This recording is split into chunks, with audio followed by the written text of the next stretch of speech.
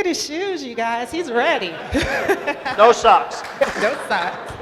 That style.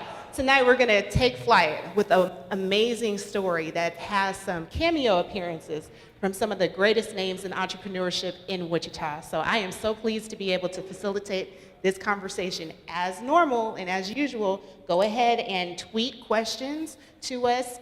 Take great pictures of me. Get my good side, because Ron's ready, okay? And definitely just engage that way. So with that being said, Ron, welcome to Startup Grind. We are so glad to have you. Appreciate being here. Absolutely. Of the entrepreneurs who have sat across from me in this experience, many of them have connections to the farm. Is that your case too? Yes, I came from a small farming community, not on the farm, but my grandparents were farmers. And my mother had 7 kids. I was a third of 7. So I spent a lot of time on the farm while she was having babies. That farm life, that work ethic that you saw with your grandparents, especially with your grandfather. Tell me about the relationship that you had with your grandfather and the inspiration he gave you. Well, of course, I had 2 sets of grandparents. My one set lived right next door. He was an engineer for the Chicago, Burlington, and Quincy Railroad, CB&Q. And he inspired me to become a pilot. It was way back when I said, Grandpa, I want to work for the railroad. And he said, no, you don't. He said, you want to work for the airlines. He said, the railroads are abusing passengers. They're only going to be cargo carriers, and the airlines are taking over the business. You got to remember, this is a lot of years ago. So he certainly had insight, and I never forgot his comments.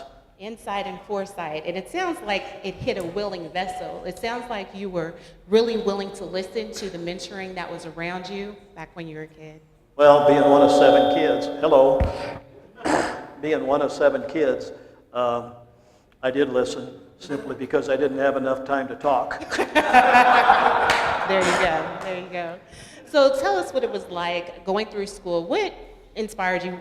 You said that your grandfather shared with you an inspiration that created a love for being a pilot, but tell us more about what other things interested you going through school. Well, as I said, I was grown up in a small community of about 30,000 people. I went through grade school, junior high, and high, and I was never very interested in school. I was more interested in working because I worked basically full-time while I went to school. So I missed one day a week. And I always thought it was interesting because the principal, every time I'd come back to school, say, you're going to miss one more day, I'm going to kick you out. I thought, now wait a minute. I don't understand the logic in this. But I never failed any classes, never got below a C in any of my studies. And in my high school years, in my senior year, it finally took hold. And I only missed one day the whole year and got straight A's. There you go. But I took basket weaving at shop. Basket weaving at shop, oh my goodness. Ron, you were saying some things that we need to make sure to catch. We're going to switch it out.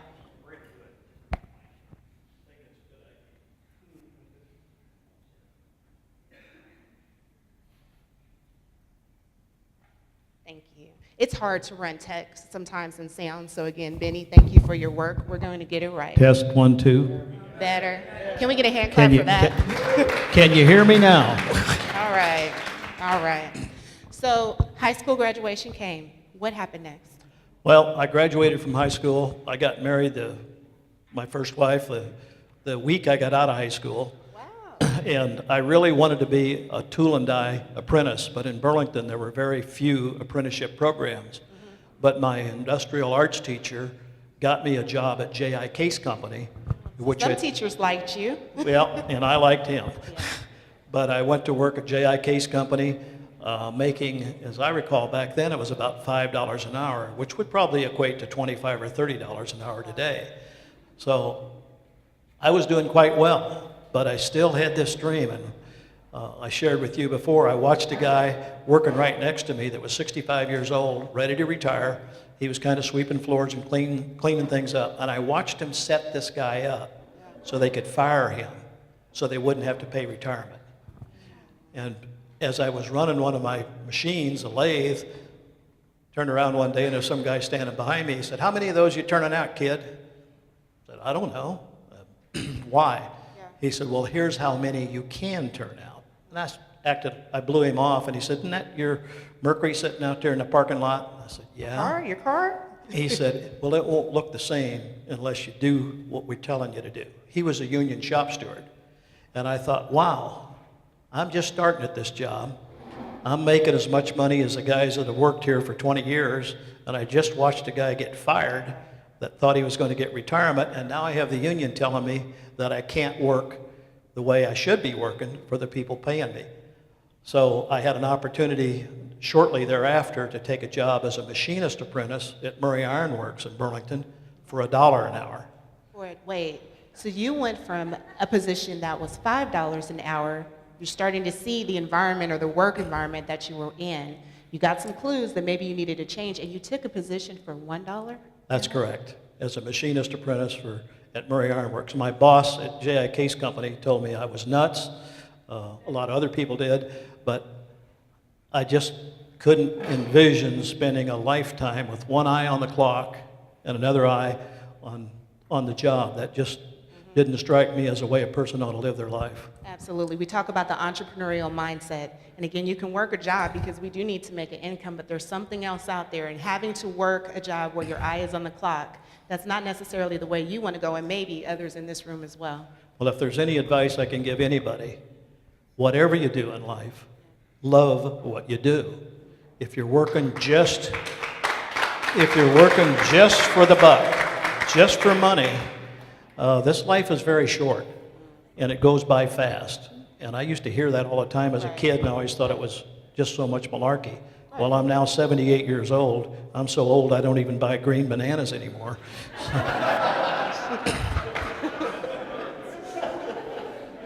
But it does go by fast. Yeah. And, you know, I was often asked what I thought the definition of success was. What do you think it is? It's a progressive realization of the accomplishment of any worthwhile goal. In other words, you have to set a goal, Yes. or you should set a goal, Right. a worthwhile goal, and then each day work towards accomplishing that goal. Absolutely. Success in life is the journey, not the accomplishment of the goal. Because once you reach that goal, if you're wise, you'll set another one. Look at all this wisdom just right here, right? Just right here. So to some, even though you weren't happy, you took that step back income-wise, but what did you find was afforded to you during that opportunity when you took that step back? Well, of course, I even questioned myself, but I knew where I wanted to go, and that was to be a tool and die maker, because I'd always heard a tool and die maker could kind of write their own ticket. I didn't know what that meant at the time, but I thought it sounded good. So I worked 2.5 years as a machinist apprentice at Murray Iron Works. I did well enough that a company called Schaefer Pen Company, and a lot of you probably have heard of Schaefer Pen, they had a machine shop in Fort Madison, Iowa, about 20 miles from my hometown, that had an apprenticeship program. And they invited me to come down for an interview, and I went there, and they hired me. Hang on. How did they know to invite you? How did they find you? I think my shop teacher, my industrial arts teacher, knew what I wanted to do, and he put the word out. Still had someone looking out for you. And I had applied. I had made an application a couple years before, but it was a pretty coveted position and lots of applicants. But again, I'll tell you, as somebody who's hired probably over 2,500 people, if you apply somewhere and you don't get on, don't give up. Don't give up. Make the people that you're trying to go to work with believe that you really want the job. So you really wanted the job. I really wanted that job. What was it like? Did you get that job? I did get that job. Tell us what it was like there. It was incredible. We were a tool and die company that built tool and dies for all kinds of companies. We were a job shop. But when I worked at Murray Iron Works, you'd work on a machine for 6 months, then go to another machine. But when I went to work for Schaefer Pen Company, they would give you a job, Okay. and you'd build it from A to Z. You'd go from machine, you'd do everything that needed to be done. So it was a lot more fun for me to do that. And then after being there for a couple of years, Schaefer Pen Company did away with their tool and die program, so I'm sitting there, Yeah, what happened to you? still hadn't graduated, and thinking, this sucks. So what did you do about that? Well, fortunately, I had made enough friends at Schaefer Pen and the management. They offered me a job in their main plant, but it wasn't a tool and die. Okay. So one of the supervisors there said there's a new company in Kansas City, Missouri called Western Electric as part of the Bell telephone system. Not a new company, but starting a new plant. And they were starting a tool and die program. So I went down and interviewed at Western Electric, and they agreed to hire me, but it was a 4-year program, and I didn't want to start over. So I was able to strike a deal with the guy who hired me. I said, because they had the same kind of, you work a machine for 6 months, and then you move to another one and another one. And I said, would you allow me, if I get on a machine, if the supervisor thinks I have mastered that machine, to move me on without it being a 6-month period of time? They agreed to that, and I graduated from their program in 2 years. That is incredible. Did you guys get that? Sometimes when opportunities are presented us, we try to fit ourselves into the opportunity instead of making the opportunity fit us. The art of the negotiation paid off for you there. It did. It didn't hurt the fact that I was one of the first 100 people they hired, and when I left there, they had over 7,000 people working for them. Trailblazing in that area. So where did airplanes come in at? Good question. First time I flew was in Burlington. A friend of mine who was a pilot was trying to get his instrument rating. Now, instrument rating is where you fly the airplane by the instruments and not looking outside. For example, if you're flying in a cloud, it's kind of hard to look outside. But when you're practicing, you put a hood on, and you need an observer in the seat so that you don't run over somebody. Okay. And so I became his observer. You were the observer. And fell in love with the very feel of flying. What was it like up there those first couple of times you got up in the air? What was it like? Yeah. It was like I need to be doing a whole lot more of this. Absolutely. So how did you make that transition then? How did you start to get into the airplane field from, again, what you thought was your passion, which was the die industry? Well, it was, I'm a strong believer in the good Lord because he's watched over me. And I know the first thing he's going to say when I meet him is, do you know how many angels I used up on you? But I was working for Western Electric. I graduated from their 4-year program in 2 years. Management took notice of it, and they made me an engineer. So I was an engineer for Western Electric, a mechanical engineer without an engineering degree. Amazing. But told and expected to go to night school to get my degree.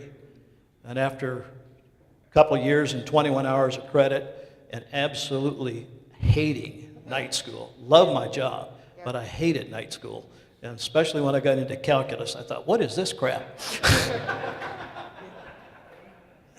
And as fate would have it, TWA was headquartered in Kansas City at the time. I happened to meet their chief pilot, Herb Campson, and back then, TWA was hiring very low-time and even zero-time pilots. They were hiring college graduates and putting them into flying programs. And Herb told me, he said, why don't you get your pilot's license and see if you can get on with TWA. Right. So 6 months later, I came back. I had my private, my commercial, my instrument, my multi-engine, and I said, here I are a pilot. Now, you were talking about calculus being that, but look what you accomplished in just 6 months with all of those different credits, way more than what you needed. Well, my college credits were only 21 hours, but and they were a long, brutal, bloody 21 hours. Single guy living in Kansas City, going to school at night and studying on the weekends wasn't my idea of fun, right. But it was good for me because it led me into the field of aviation. So you equipped yourself very well to be able to take advantage of that opportunity at TWA. What was next? Well, fortunately, I didn't get on with TWA, and that's a whole story. After all that work, you didn't even get on. Yeah, and I was devastated, but my mother, in all her wisdom, said, son, there's a reason, and do not look back, just there's a reason. And she was right, because had I gotten on with TWA, the other guys that I knew, they all got furloughed or whatever, and of course, TWA got soaked up by American, and that's all history. And being an airline pilot, which I am and I've done, is nowhere near as fun as flying corporate jets with executives around the world, and that is fun. And I got paid to do it. How did you figure that out? How did you go from that opportunity? Again, you prepared, you went the extra mile to equip yourself for that. You didn't get on, and that turned out to be a good thing, but it helped to steer you where a better thing awaited you. Well, being at Western Electric and getting all my ratings, one day I get a call from a company called Skyway Aviation out of Fort Leonard Wood, Missouri. Okay. And they said, "We hear you're looking for a full-time flying job." And I said, "Yes." And they said, "Well, we're flying military contracts, and we're looking for a pilot." And I said, "How quick can I get there?" I went down that weekend, and I actually flew about 35 hours over the weekend. Oh my goodness. And they had 7 or 8 airplanes flying military prisoners, military VIPs, and we were flying out of Fort Leonard Wood, Missouri. Back then, Frontier Airlines and Ozark were there. And I was dumb enough, green enough, that I'd fly the airplanes when Ozark and Central said the weather was too bad. But I built a lot of hours down there. I bet you did. And so once again, you stood out in the midst of an opportunity. What got offered to you next? What other door got open to you at that point? Well, I had made a lot of friends in Kansas City, and one of the TWA acquaintances said, "There's a job up here in Kansas City, flight instructing," because back at that time, the GI program was pretty well going, and there were 4 or 5 junior colleges that were offering flight instruction on the GI program. Okay. I became a flight instructor for a company called Midwest Learjet. They were a sales outlet for Lear, Bill Lear, back when he initially started. Yeah. He set up his factory to sell airplanes similar to what car dealers do. Well, I was flight instructing in Cessna 150s, and we had a Cessna 310 for charter and some other airplanes, and loving it. But one afternoon, one of the owners asked me to take him to Omaha, Nebraska in the 310. No big deal. I fly him up there. It's a beautiful day. You're used to flying in different circumstances anyway, right? Yes. Yeah. Well, on the way back, I put the gear down, and it goes, clunk. And I thought, that doesn't sound right. And what had happened is the gear was half up and half down, and I couldn't get it up, or I couldn't get it down. Oh my gosh, that's scary. So I flew around, burned off the fuel. Beautiful day. This airplane has a 2-bladed prop on it, so I shut off the right engine and feathered it so where it was flat, Okay. and came in and shut the other engine down where that prop was flat, landed in the grass, didn't hurt the airplane. What we discovered was there's a big bowl gear that drives down the gear and a worm screw. Well, the retainer came off, and that worm screw had driven itself out. Did your passenger know what was going on? Did he figure it out? He offered me $1 million if I wouldn't kill him. True story. And what was going through my mind is, if you only knew, I'm more worried about me. So you made it to the ground safely. Yeah, and Did you get that $1 million? No, I didn't, but it led to some. He gave me a nice steak dinner that night. But what he did do is he gave me a job as co-pilot on the Learjet, which was a highly coveted job. Wow. And so I started flying co-pilot on that Lear, which we were chartering out and using as demonstrators for prospective buyers. But we'd come to Wichita, Kansas to do our service. Where's Wichita? Good old Wichita. And we'd spend time at the Diamond Inn while the airplane was being... That's got some drill stories that I don't want to talk about. But I made some friends up here, and one afternoon I'm in Kansas City, and a friend of mine calls and said, "Hey, there's a guy in Wichita who's just moved in here. He's been looking at Learjets, and he's looking for a pilot. Do you have any interest?" I said, "Yeah, what's his name?" "Jack DeBoer." So I Sounds said, familiar. "Oh, okay." So I jump in an airplane, and I fly up, and Jack meets me at the airport, and he has me fly his 310 around the pattern and land, and he said, "Okay, I'll hire you. What do you want?" I told him what I wanted, and he said, "Good." And I went, I didn't ask for near enough. Negotiation. But I went to work flying for Jack DeBoer, and talk about an entrepreneur. Yeah, what was that like? Unbelievable. He treated me extremely well. I was like part of the family. We flew and flew. He was a workaholic, so we were flying literally all the time. And then we got a 421 within a few months of coming to work for him. And then about 6 months after that, we bought our first Learjet, a Lear 24, and literally flew the wings off from it. But it was an experience of a lifetime. I bet it was. Again, Jack DeBoer is such a name here, just to be able to bond and connect. I mean, if people go to get their hair cut or their hair done, that's a bond with your barber or your beautician. Imagine all the conversations that were had in the air. Well, I was fortunate because he had a couple of young kids, and I became the babysitter in addition to the pilot. Okay, there's another opportunity. Penny and Skylar turned out to be great kids, and Jack has gone on and done amazing things. I recall one of the first projects I think he was working on was down on the riverfront. It was kind of a blighted area, and with the help of the city, they tore that out and built, I think it's called Waterfront or Waterwalk, whatever it was. It's the apartments right down on the river. And Jack was building apartments all over the country. And you were right there to see that. Yes, he allowed me to go to the bank meetings and just be part of his To be team. in the space. And he made me a VP of the operations, and VP of flight is what I was called. I think that and $1 would get you a cup of coffee. Back then, no then. longer. Right. Another person comes up in your story, appears in your story. Who is that other person? George Ablaw. And I flew for Jack from 68 until 1973, and Jack got into real serious economic problems.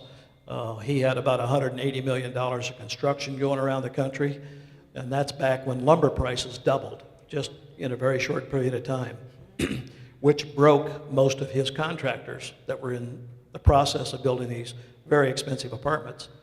The bank said, "You got some airplanes, just let them go back. Just let the lenders take them back." I'm scratching my head saying, wait a minute, there's an equity in the hangar that we had built out at the airport. There's an equity in these airplanes. And I said, what happens if I buy into the equity and we set up a commercial operation, charter operation, where we could have airplanes that we could service and fuel and whatever, and then we could charter out the Learjet and the 421 and make the thing work. Hang on just a second. Out of the bleakest circumstances, there can come an opportunity, and that entrepreneurial mindset is quick to find that opportunity there. Go on. Well, I'm a firm believer that in every adversity, there's opportunity. I've just seen that so many times with so many people. Sometimes you have to look for it, Right. but it's there. I there. can promise you it's there. So you were tuned into that, and you had an idea that sprung from that. And now tell us again, keep going with your story about where Jack comes in the story. Well, of course, I'd flown for Jack for those 5 years, and we were very close friends in addition to being his pilot. Yeah. But when he had his financial problems, I was able to convince Citibank, which was his bank, to sign a note for, I can recall clearly, it was $96,000. And I thought that was more money than God had. And I thought, well, wait a minute, I'm driving a 1957 Plymouth, and if things really go bad, they can have it.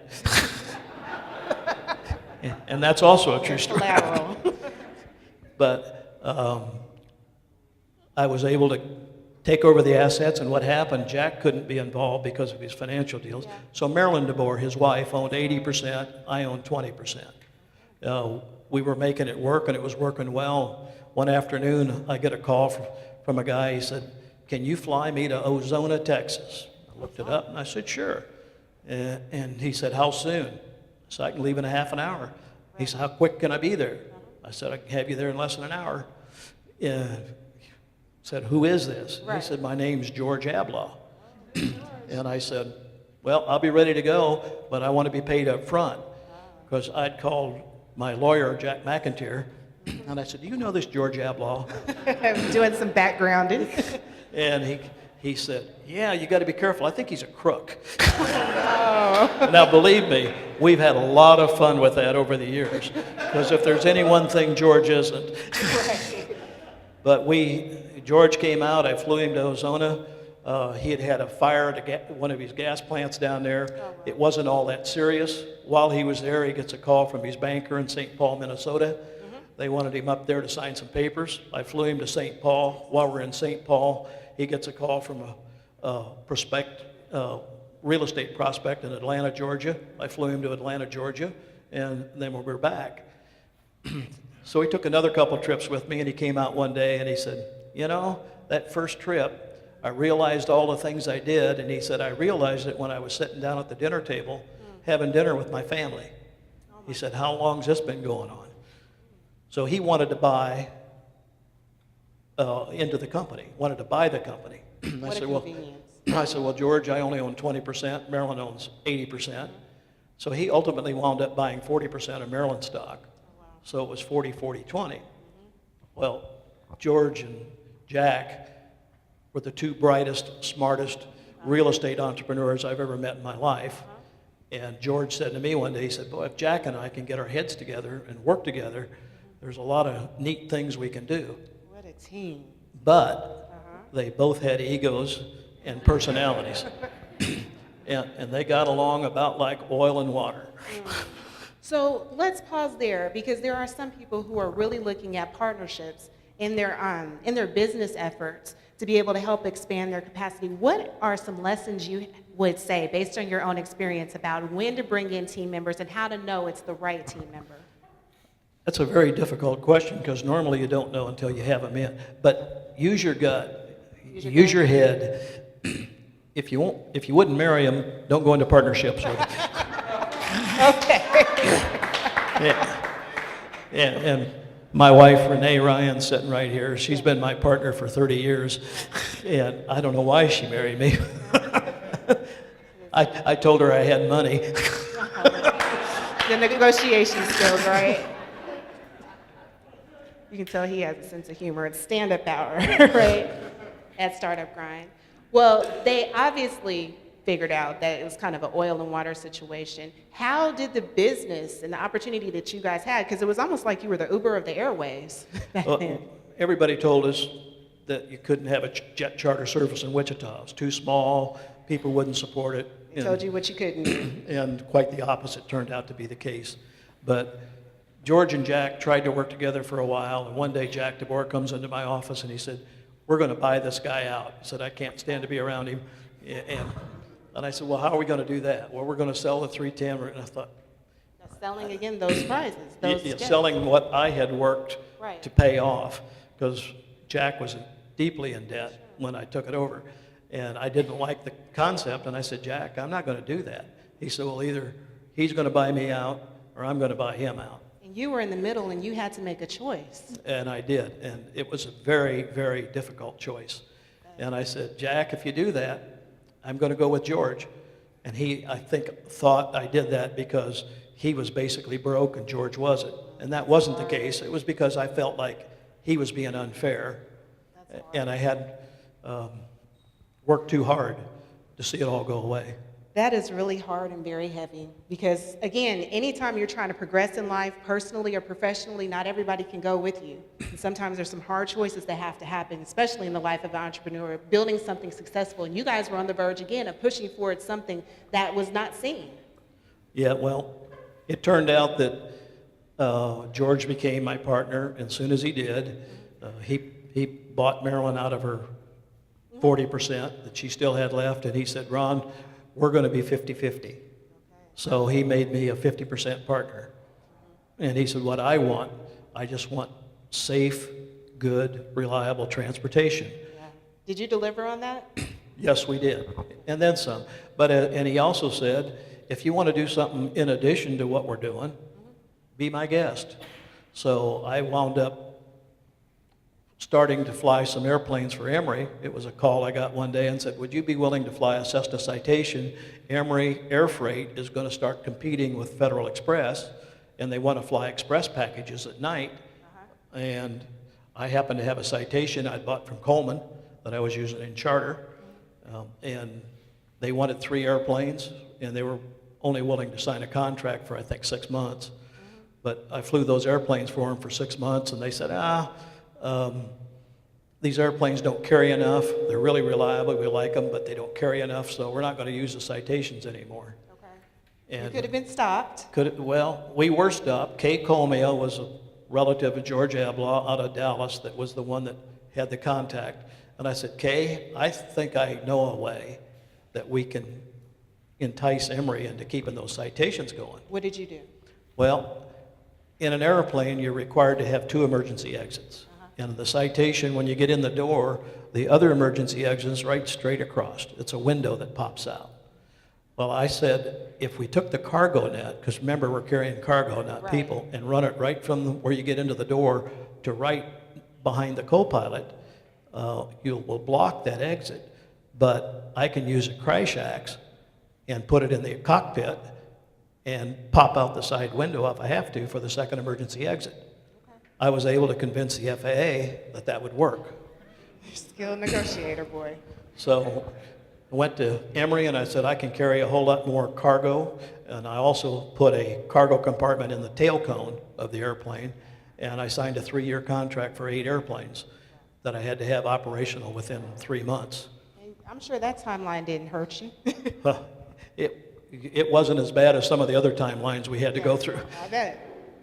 But we flew those citations for Emory for 3 years, and then they decided they wanted to, they said, we'll fly anything, anywhere, anytime, and they wanted to get into the big airplanes.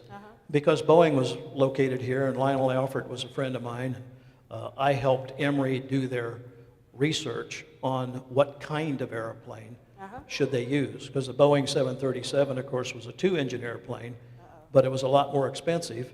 But the 727, there were a lot of them around, and a lot of them had cargo doors. And they all had to have cargo doors. So how did you transition? Well, it was kind of interesting. Emory allowed me to bid on 5 of their airplanes. So I put in a bid and was successful with Emory's help. Said, okay, but you have to be a 121 carrier, which is an airline carrier, in 90 days. 90 days. Yeah. Well, it's unheard of, but I was a 135 operator, so I went to my FAA and said, I have to be able to get myself certified in 90 days. And they said, well, we need to go to Kansas City region if we're going to even have a hope of that. And went there, and they said, ain't no way. At that time, they were certifying the 757 for TWA, and they were busy. Okay. Well, I have had a friend by the name of Bob Dole who had been flying around a lot. And as fate would have it, Denver, well, the home of United Airlines at the time, had a whole bunch of people on furlough, so their FAA out there was looking for stuff to do. And their FAA had told me, if you want to relocate, move from Wichita, move to Denver, we think we can get it done. So I called Bob Dole and I said, you know, I'm moving to Denver. And he asked me why. I said, well, because Kansas City region can't help me get certified in 90 days. He said, no, let me get back to you. It was about 2 days later, a guy shows up from Kansas City region, an FAA, and he said, I'm here. For you. And he said, said, here for you. 24/7. And we worked through it and got our certification in 60 days. 60 days, not the 90 days. Again, roadblocks, you negotiate. You have a network that supports you. You make calls, you receive calls. All of these things happen. Why do you think you have been so fortunate in your entrepreneurial journey? Because I've surrounded myself with incredibly good people. I try to hire people that know more than I do about everything that I do. And it's worked, and it's worked well. In fact, my lawyer and my accountant, I never thought I'd really need a lawyer and accountant, but I can tell you everybody needs a lawyer and accountant. But they have been with me for 50 years. What kind of culture did you build in your company? It was family, and it truly was family. Because if you're working with people, you're no better than the weakest link. And if people are doing what I said earlier, if they're doing something they love to do, they'll do it and do it well. If they're just doing a job, that's a problem. Yep, you saw that firsthand back in the days. Yeah, and I think the majority of our employees loved what they did. Absolutely. How many did you end up having? I mean, roadblocks, opportunities, you continue to grow, you continue to innovate. How many employees did you build up to? We had 2,500. 2,500. 2,500. Yeah, we had them located all over the world. But we kept Wichita as our headquarters. I love Wichita, still do. Why? What about Wichita? Look around this room. Yeah. You can answer the question. It's the people in Wichita. We don't have mountains, we don't have oceans, but we have people. And as a pilot, everywhere I went, every airport I went into, there was Wichita product there. Cessna, Beach, Boeing, Coleman Lanterns, Pizza Huts, I mean, you name it. And you talk to people at the airport, they had no idea what Wichita was. And We have an ambassador in you. well, we have a lot of great people, a lot of great people. I see Ed Sykes over there. He was the commander at the Air National Guard, and he got me involved in a business called Agriboard. He's got the shirt on. I lost my shirt on that one. Oh, not my fault. That's amazing. And I'm sure there are so many more lessons that we could pull from you. But I want to ask, before we turn over our mics and let the audience get in on this wonderful conversation, what are some of the most important lessons that you gained in everything that you experienced building and growing your company? Believing in the good Lord, first and foremost. Surrounding yourself with people that you not only like, but you can trust. Yep. And the feeling is the same. And enjoying life. I enjoy life. Yeah. Renee and I do a lot of fun things together. We're blessed in this town now to have somebody that runs Riverfest that does it unbelievably well. Because Riverfest, I put on my Admiral's blazer tonight, but Riverfest is, what an incredible thing for a community our size to have something this dynamic. And it's a family deal. It's a signature event, huh? It is a signature event. So how are you spending your days now? Yes, dear.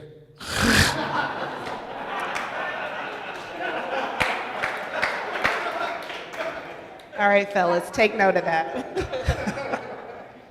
I'm involved in several businesses, primarily as an investor and consultant. The Agriboard business that we had, unfortunately, it burnt down about 10 years ago in one of those Texas wildfires. But as we speak, we're building a plant in India right now, an Agriboard plant that we're very optimistic about. And I've been involved in several green energy projects, wind projects, water projects. It's been fun. I bet it has been fun. You know, when we asked you to participate in Startup Grind, we always kind of ask our entrepreneurs what part of your story represents the grind. But you have said it's not been a grind. For you, it's been a pleasure. And I think I could speak for all of us here. It's been a pleasure to hear your jewels tonight, and the pieces of advice we got. I'm going to turn it over to Jacob, and as he's coming up, if you guys would give our wonderful guest a round of applause.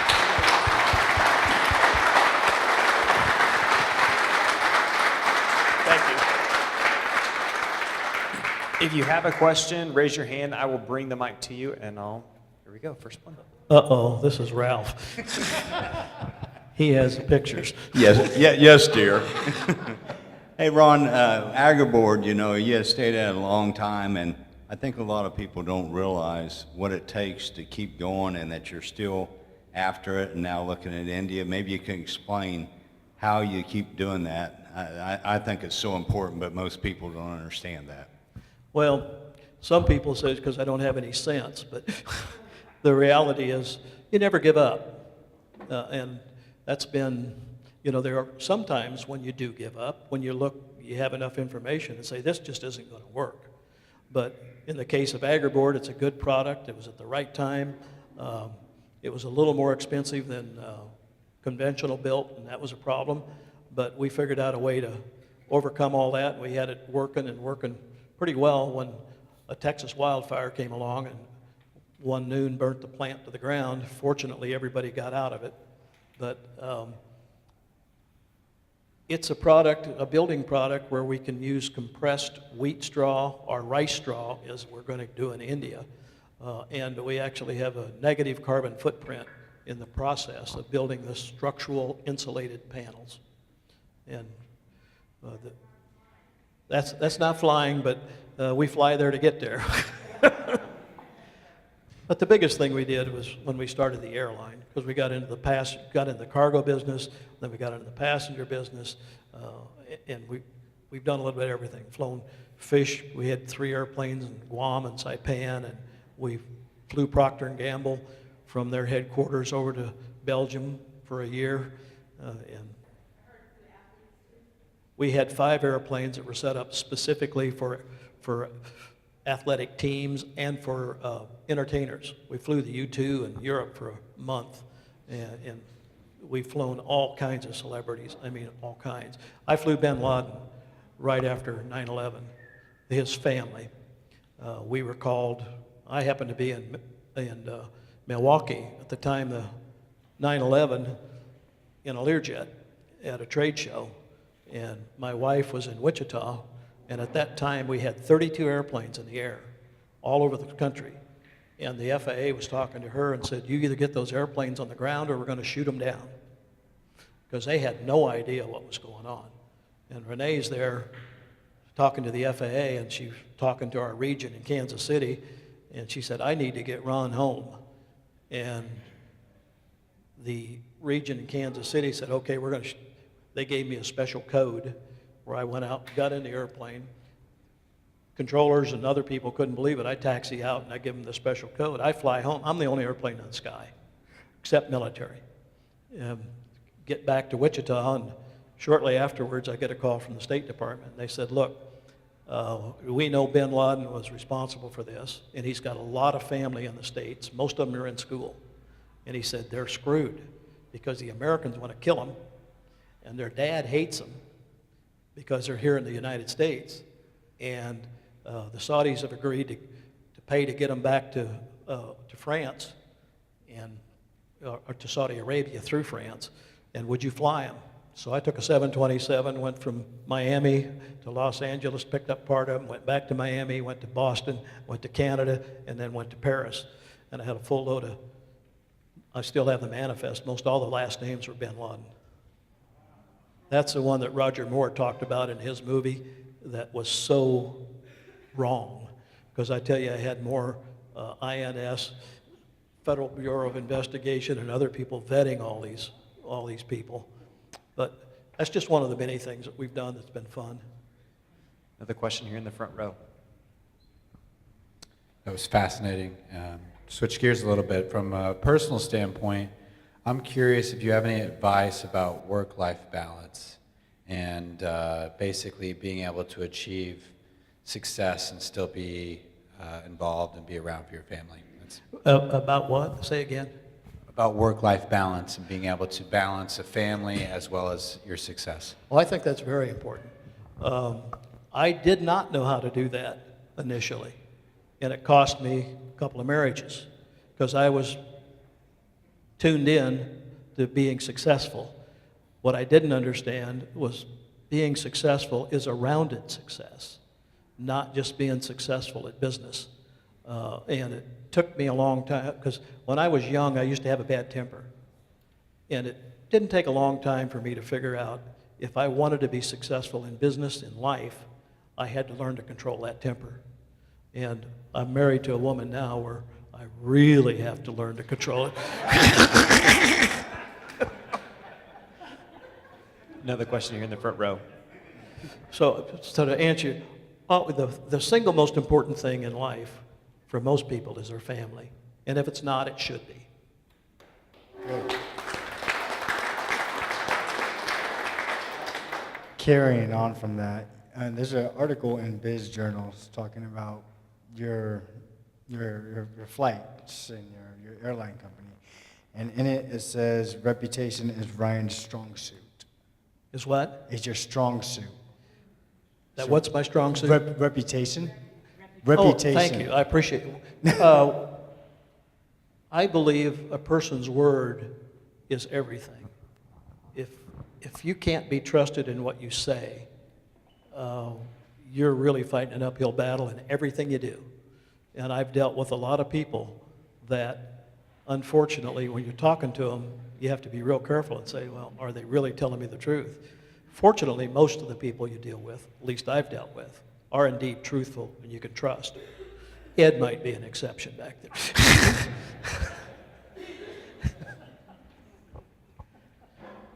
But trust is critical to moving forward. And if money is your goal, and I've said this before, if money is your goal, you're a lost soul. Question in the back row to your left. You spoke earlier about needing a good attorney and a good accountant. A good attorney is an oxymoron. How about a skilled attorney then? That's better. Could you talk a little bit more about what an entrepreneur's team should look like in the startup phase? Who do they need, and what do you look for? What were you looking for in those same professions and people when you started? Well, it depends a lot on what kind of business you're getting into, but try to find people that know more about that business than you do, and have yourself a group, 4, 5, 6 people, I call it a ring, where you really can discuss and talk and explore concepts and ideas. But be real careful, because most people will tell you what you can't do. And what you want to do is have people that tell you what you can do, but at the same time, you don't want yes people. You don't want people that are going to tell you what you want to hear instead of what you need to hear. Because there's been a lot of times they've told me what I needed to hear, and I didn't like it at all, but almost always proved to be true. So moving forward, over to your right. Your right. I'm sorry, what? To your right. So moving forward, what would you like to see from the community of Wichita? I'd like to see them to continue to do what they do. We got Brian here, and we got a super city council. We got a good, an incredible town that just continues to grow. I was fortunate in the fact that I did and still do. I travel all the time. I've been around the world many, many times. I've been to most every major city in the world, not just in the United States. And this is a city, a community that is a well-rounded community. We have super good people. We have things to do. It's a safe community. Sure, we have some crime, but not compared to most places. And I inherited a girl, my granddaughter, 8 years ago. Got a call one afternoon. Renee and I were down at Grand Lake, and they said, hey, this little girl's going to go into child services unless you get up here by 5:30. And she was up in Hiawatha, Kansas. We got up there, and we've had her ever since. She just graduated from high school this last week. But Renee and I had a nice condo down in Florida in North Miami Beach. And we looked at each other, and we said, if we're going to take this little girl on, we're going to raise her in Wichita, Kansas, USA, not North Miami Beach. And we moved her back here. She went to Central Community or Central Christian, and then just graduated from Trinity and is going to go to Friends University. But this is a friendly family community, and it's a community full of entrepreneurs. There's more entrepreneurs here per capita, I think, than just about anywhere. Now, I don't know how to spell entrepreneur. Well, we have many entrepreneurs in this room and a lot of aspiring entrepreneurs too as well. What's one last piece of advice you can offer them? Never give up. And if you go into a business, try to have enough financing to do it. One of the biggest problems most entrepreneurs run into is they're underfinanced. And they are, by your very nature, you're optimistic. You believe you can do more than what you probably can do. But if you're not financed well enough, it sure makes it a lot tougher. Let's give Ron a round of applause.